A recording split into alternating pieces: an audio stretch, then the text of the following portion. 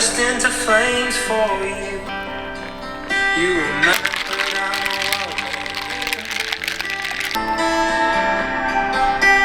I just put another shot of coffee in there because it was looking very watery. Okay. Ooh, I like it. Okay, we are caffeinated and ready to talk about the books I read in September. Hi everyone, welcome back to my channel. So in today's video, ooh, itchy nose. So in today's video, we are going to be talking about the books that I read in September. I think I had a pretty good reading month in September. Let's count. It was pretty good. So in total, I read 7 books and I'm currently in the middle of another book, and then I'm also like a quarter through another book. Overall, I was reading about 9 books in September, but I've only finished 7 of them, and another one I definitely will finish, and then the other one I might finish. Who knows? It's sort of like a soft DNF. Anyways, we will get into it. So the first book I read in September is The Bridge Kingdom by Danielle L. Jensen. This is the first book in the... What is this called? Oh, it's just called the Bridge Kingdom series. So this is like a fantasy romance. It's not super heavy on the fantasy, to be honest. It's more like assassin slash spy kind of fantasy romance, enemies to lovers. I thoroughly enjoyed this book. I really, really did. It started off super strong. I'm gonna say like the first 100 pages, loved.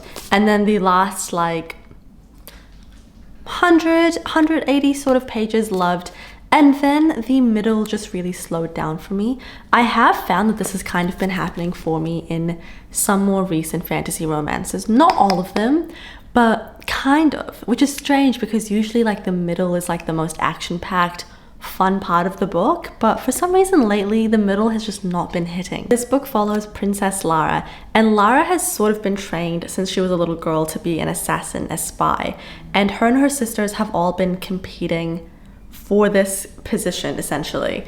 I'm explaining this so badly, but basically she's got 15 other sisters, 15, 14, something like that. And since they were very little, they were all raised to be assassins and learn how to fight and all that kind of jazz.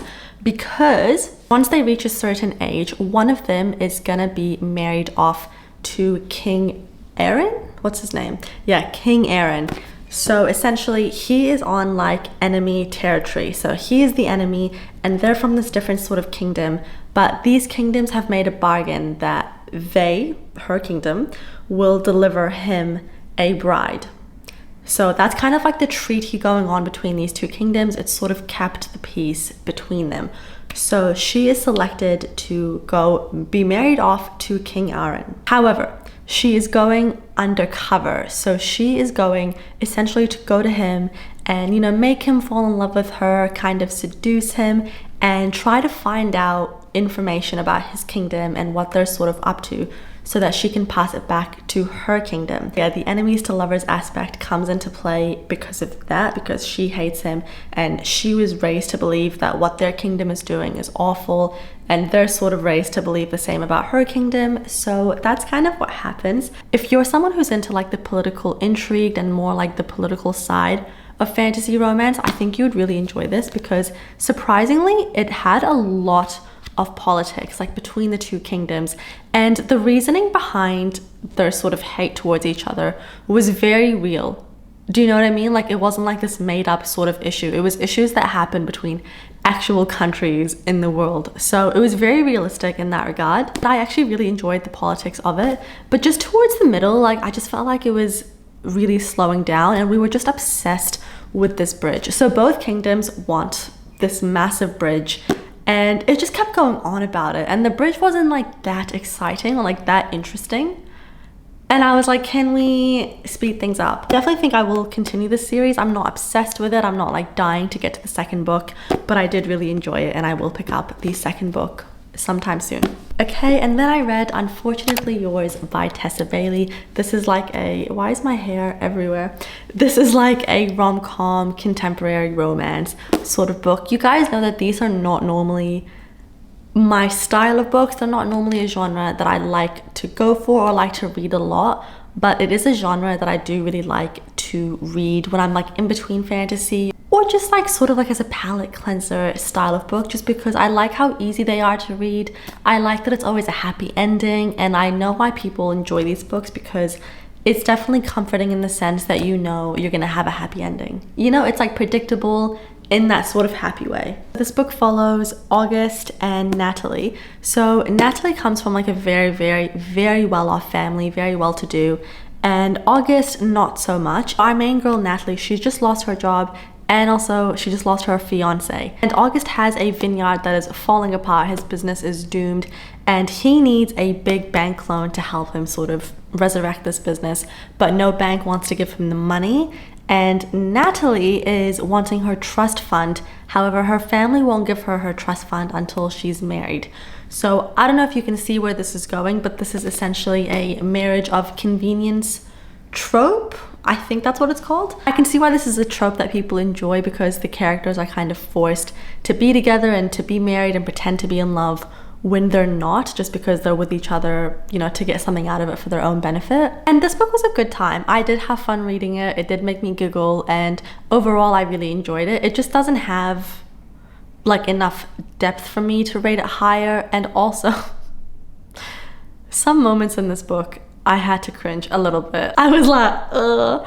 But that's honestly just my own fault. I think I've said it before, but I am someone that gets like cringed out quite easily, like especially in contemporary romance. I don't know why, like I get the ick quite easily, and there was definitely some lines in here that I was like but nonetheless I was happy to look past that just for my own enjoyment. I would definitely recommend this book if you are someone who enjoys like a rom-com contemporary romance, because it is good and I did enjoy it. But again, the reason that I wouldn't rate it any higher is just because of my own personal taste. Like, it's not my style of book, but I still thought it was good for its genre. Does that make sense? I gave this book a 3-star. I can't remember what I gave it in the reading vlog where I was reading it. I either gave it a 3 or a 3.25, but as of right now, with my current feelings towards it, it is a 3-star. Okay, and then I read Gold Rush by Olivia Peter. I keep saying her name is Peter, but I think it may be Petter. I'm not too sure. This is a literary fiction, and this is also her debut novel. So this book follows Rose, and Rose works for like one of the most powerful publishing sort of industries in England. So she works for a magazine company called, oh, I forgot what it was called. I can't remember. That's beside the point. Essentially, a lot of her job does involve meeting celebrities and influencers and attending events and parties and sort of things like that. And at one of the events she attends, she has to sort of manage or like take care of Milo. And Milo is one of the biggest pop sensations in the UK. Like, think like a Harry Styles or like a... Why can't I think of any pop sensations in the UK? I don't know, maybe like think like a Justin Bieber in America, something like that. You get the point. So how the story starts off is her and Milo have like a lot of kind of banter together. It's not super flirty, it's more like banter, like it's more quite humorous the way they talk with each other, and kind of like sarcasm, but done in a very playful sort of way. So after that night, her and Milo start talking on Instagram. I think she adds him first, and then he messages her, and then they're sort of like chit-chatting on Instagram DM as you do. And then he invites her to like come over to his house, have a drink, have a chit-chat, all that jazz. And so they end up like drinking a lot and talking about their past and music and just like all kind of sort of chit chat. So that kind of flirtation turns into something else. And the next morning Rose wakes up, but unfortunately she can't piece the night together. She can't really figure out what happened the night before. It's all sort of fuzzy for her. And there's like a lot of black holes in the night, and she's like, I don't really get what happened. She knows like what happened in terms of like they had sex, but she can't remember doing it, if that makes sense.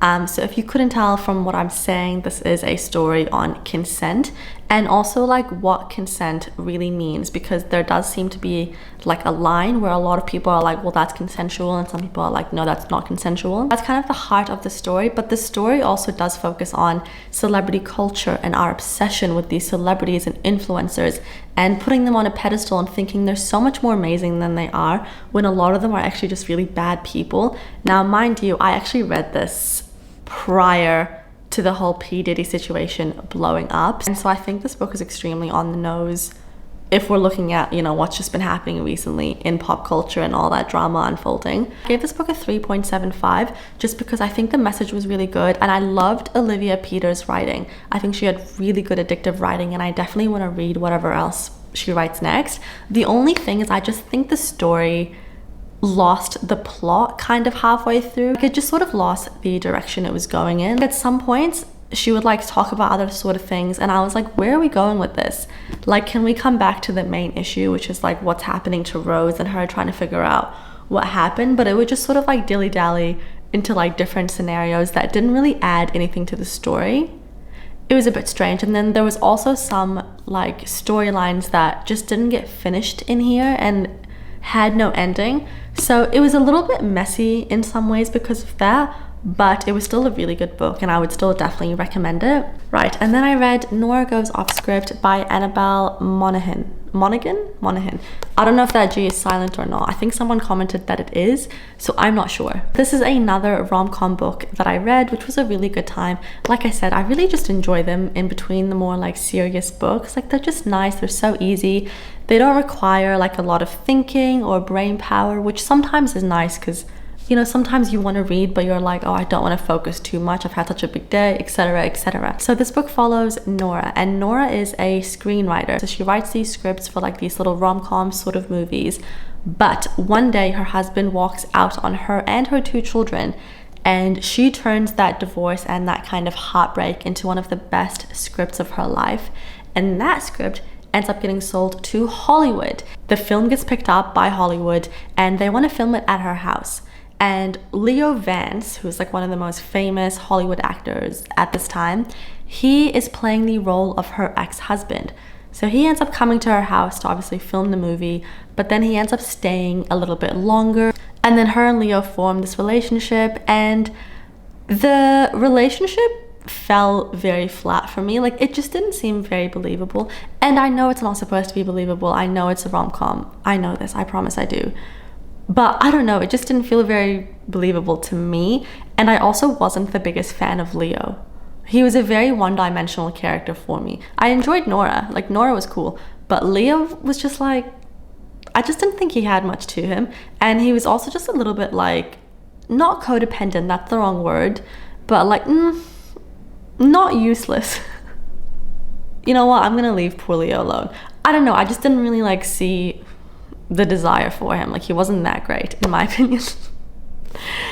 Anyways, I think how I feel towards it now is that it's a 3.5. I really enjoyed the writing and I definitely want to read other books by this author, but yeah, just the relationship for me was like a little bit flat. And also, I think I spoke about this in my reading vlog, this is a couple that I just don't see making it the long way. Like, I finished the book and I think they've broken up by now. In terms of writing style, I enjoyed it. In terms of plot, I enjoyed it. I'm not obsessed with it or anything, but I would still definitely recommend it. This is definitely a really nice summer book. Like, I could just read this on the beach in the summertime and finish it in one day. Like, it's one of those nice sort of books that you can just finish in a day. It's lighthearted, but it still has some depth to it. So yeah, it's a good time. And then I read Chain of Thorns by Cassandra Clare. This is the 3rd and final book of the Last Hour series. And I could not be more upset that the series is over. I could not be more sad about it because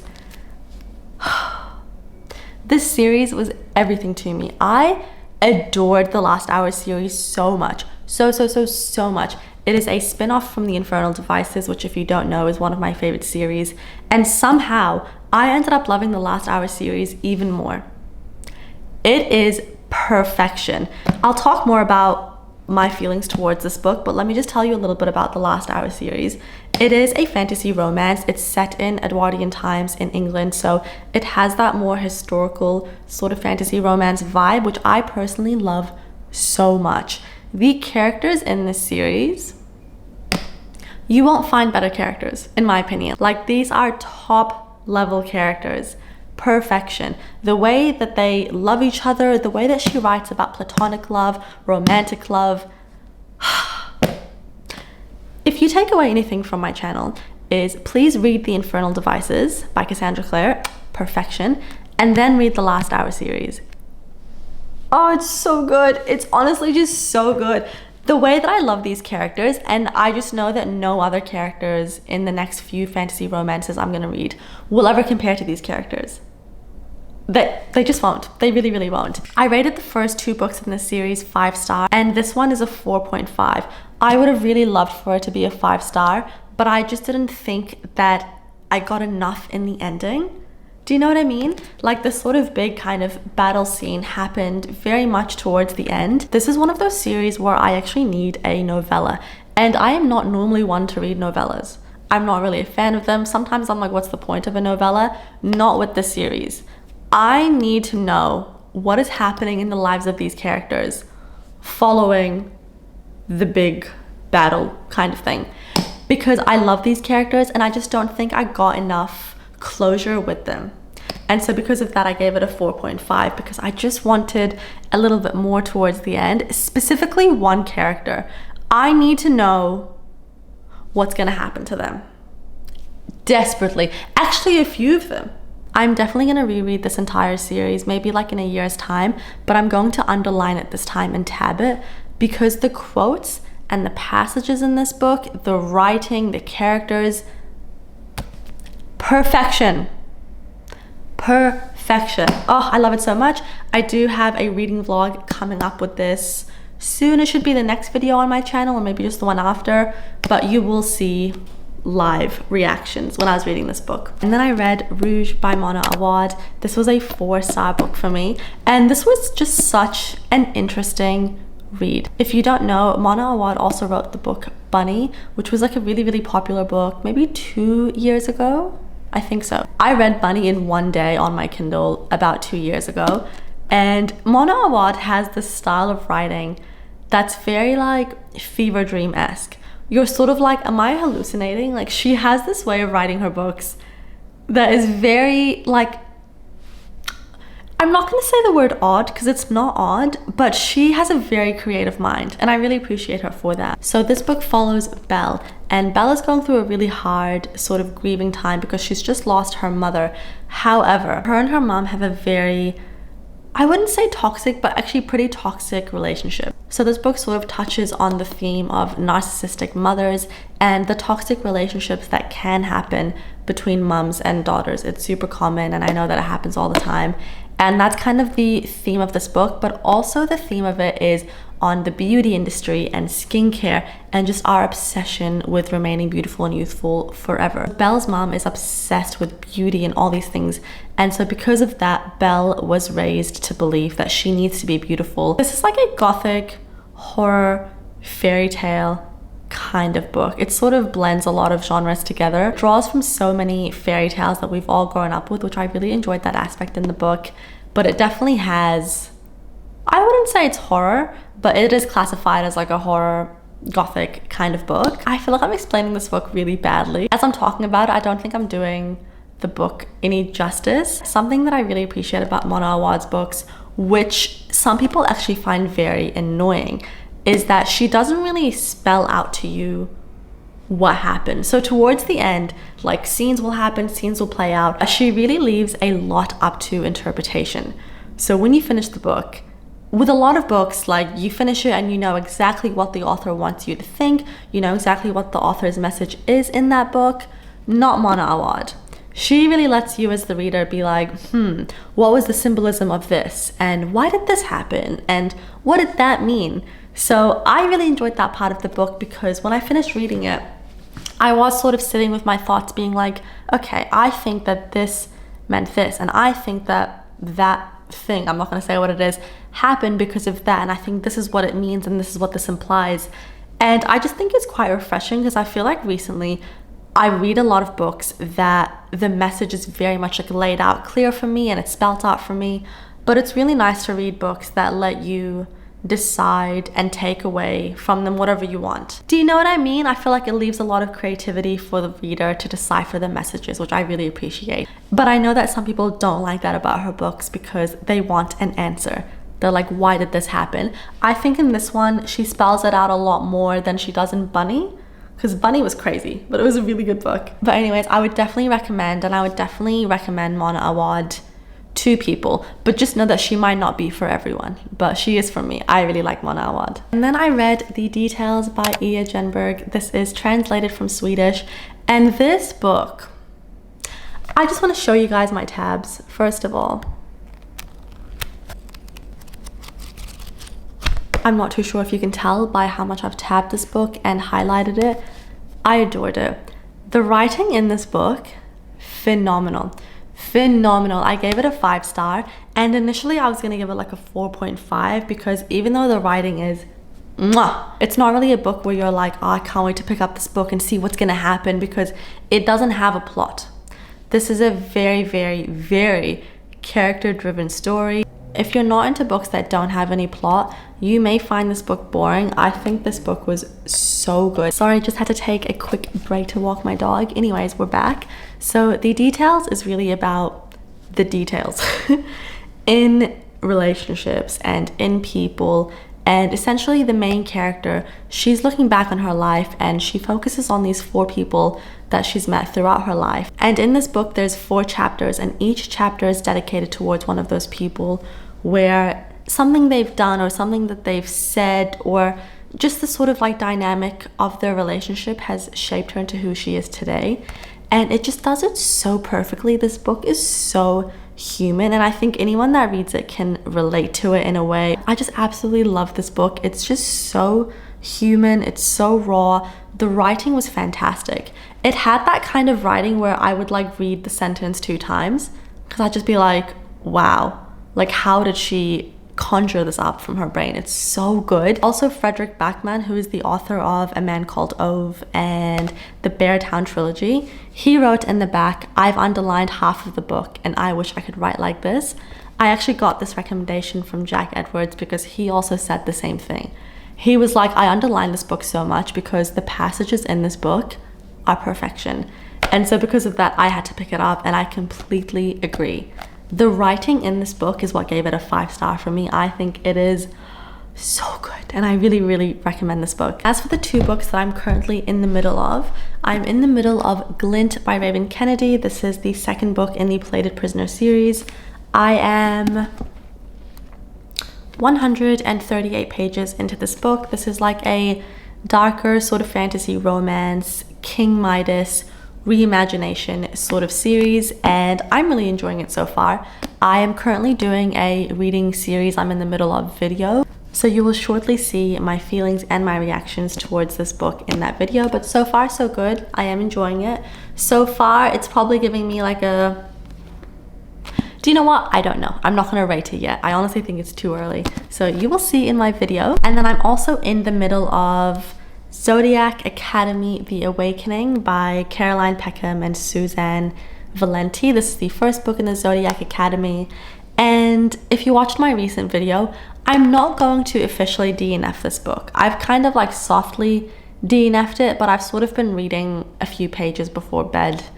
And it's just not really my kind of book because the writing in this book is so cringy and so Wattpad-y. However, it's extremely entertaining. It's about these 2 twins that get taken away to go to the Zodiac Academy. Sorry, my camera just died. What was I saying? My camera, like, it can't record for like longer than 45 minutes without dying.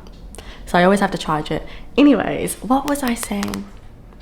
Oh yeah, so they go to the Zodiac Academy, and you can definitely tell that it was inspired by Harry Potter in the sense where like you're divided up into 4 groups. And in this case, the 4 groups are the elements of the Zodiac. So you've got earth, air, water, and fire.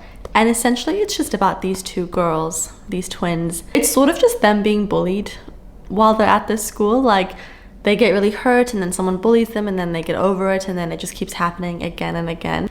I got major FOMO with this book because I saw so many creators reading this series and crying about it and going through like emotional damage, and I was like, what emotional damage are we going through? So yeah, I got major FOMO and I downloaded the book. It is on Kindle Unlimited, so I don't feel bad about it because it's like, you know, I didn't pay money for it, but I just don't think it's the kind of series for me, and that's okay. I still do want to finish it, so I still think I'll be like chipping away at it slowly. Every night before bed, I'll read like 20 pages or so until I finish it. So I do want to finish this, and then you can hear my final thoughts when I do my October wrap up. But so far, like, it's okay. It's entertaining. It's entertaining, but just the writing is kind of bad and it cringes me out, so it makes me not want to read it. But those are the books that I read in September. I hope you guys enjoyed this video. Please let me know what you read in September. Specifically, let me know if you had any 5 stars in September. That's what I really like to know. And let me know what those books were. Thank you so much for watching my video, and I will see you guys next time. Bye!